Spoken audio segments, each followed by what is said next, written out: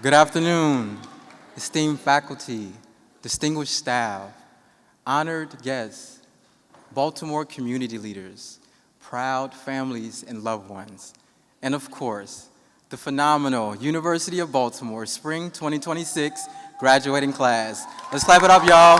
We made it.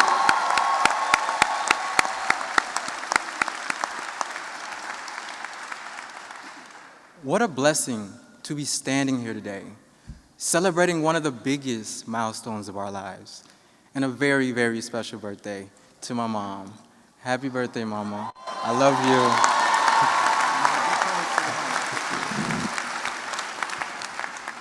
Today isn't just a date on the calendar. Today is proof that all those early morning wake-ups and late-night studies were worth it. Today is proof of resilience.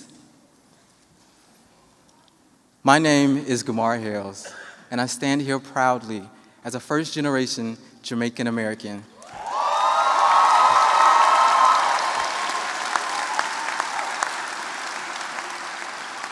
Or Jamaican, I sometimes say, where both my parents were born in Jamaica and they raised my siblings and I in the south suburbs of Chicago, Illinois. Now, I'm a proud Baltimorean, something I never take lightly. This past year, I served as the president of the illustrious Black Student Union and vice president of the Student Events Board. I also worked full-time as an assistant branch manager at a local bank while also being a full-time student. And yes, somehow I'm still alive.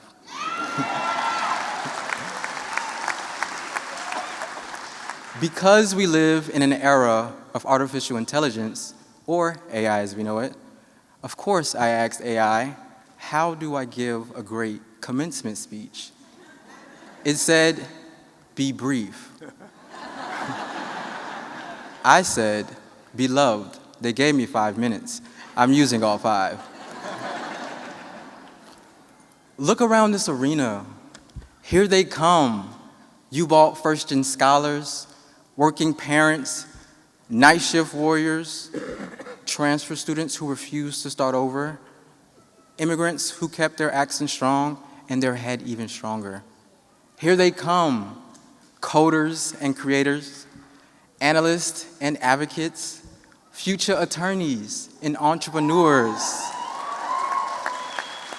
Here we come, the class that studied on buses, in break rooms, in between shifts, and still showed up. We are not an ordinary graduating class. Again, we are proof of excellence and resilience.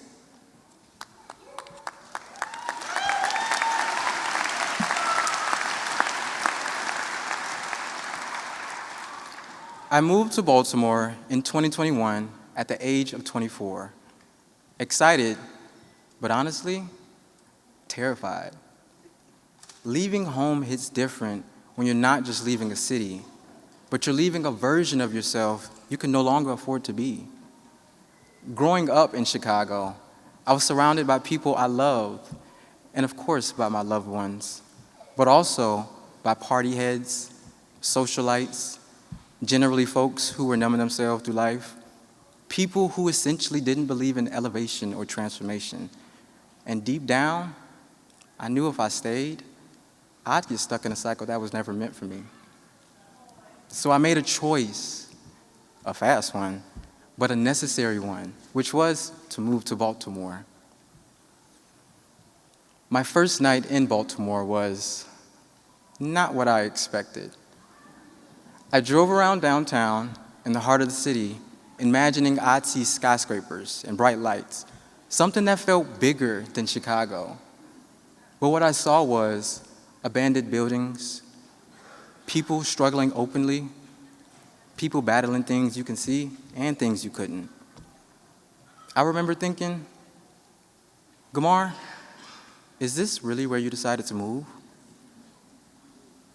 That night, 2 of my friends from Baltimore drove me around the city, showing me the good and the bad.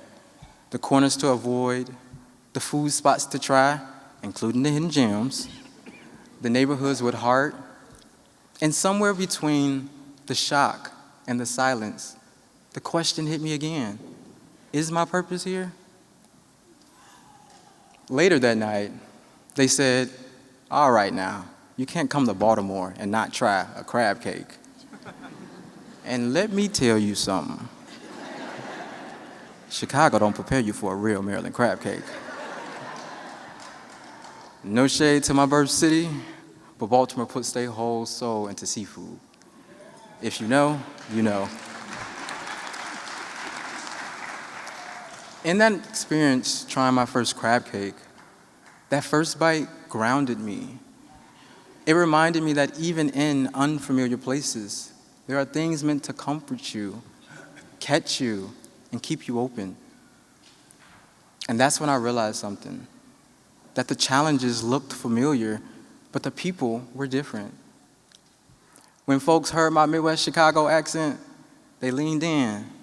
They asked, so what brought you to Baltimore?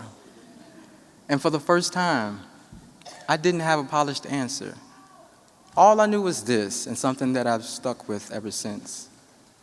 I had to sacrifice my surroundings to build my future, and that sacrifice has brought me here.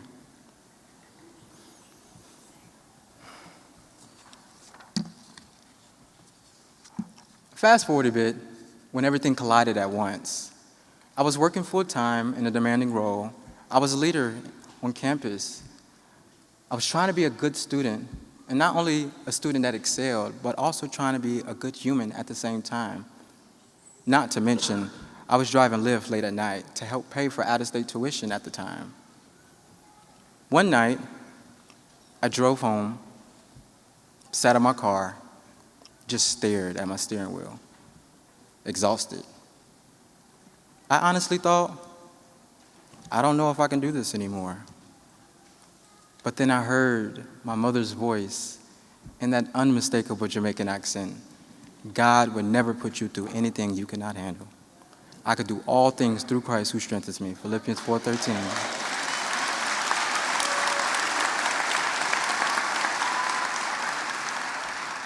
So in that moment, I reached out to some friends who shared similar stories, working full-time, leaders on campus, full-time course load, expressing my frustration and exhaustion. Not only were my friends able to reground me, they connected me to scholarships where I didn't need to work as much. But most importantly, my friends motivated me to see the bigger vision I had for myself. In that moment, the moment that almost broke me became the moment that built me. Let me say this clearly. We did not work multiple jobs to pay our tuition just to second-guess our greatness. We did not struggle this much to wonder if we belong. We invested in our future, and now we're going to live like it. Too often, we look everywhere for success, forgetting the diamonds may already be under our feet. I almost did. But the diamonds were right here with me. Professors who poured into me, classmates who mirrored my journey, and a community who saw more in me than I saw in myself. One of those diamonds I didn't expect to find at UBalt came during my global field studies abroad in France. I thought I was going for the travel and the experience, of course, but what I gained were lifelong relationships. I met peers from different backgrounds who challenged me, supported me, and became family far beyond the program. One of those friends, who was a CPA before I met her, and funny enough, she's now my accountant, even if she doesn't know it yet. That experience taught me something real, though. Diamonds aren't always opportunities. Sometimes they're people. UBalt didn't just expand my worldview. It connected me to relationships that will continue to shape my life. Someone from the class of 2026 will start a company that changes neighborhoods, cities, and states. Someone will defend a client who has never had a fair shot. Someone will secure our data, build policies that heal families. We are not waiting for an answer. We are the answer.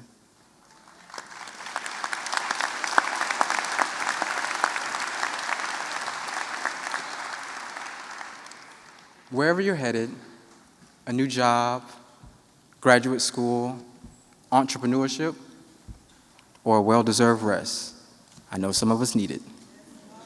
Remember, purpose isn't something you find. Purpose is something you build within yourself. To those who graduated in the summer and fall of 2025, and those who are graduating now in spring 2026, I have one message that I hope stick with you wherever you go. Walk boldly. Walk confidently. Walk like people who turn obstacles into options and pressure into purpose. To the families, friends, faculty, staff, mentors, and Baltimore community, thank you for carrying us when we couldn't carry ourselves. And to this UBalt graduating class, we are the class that turns struggle into strength, purpose into action, and dreams into reality. Congratulations, Bees.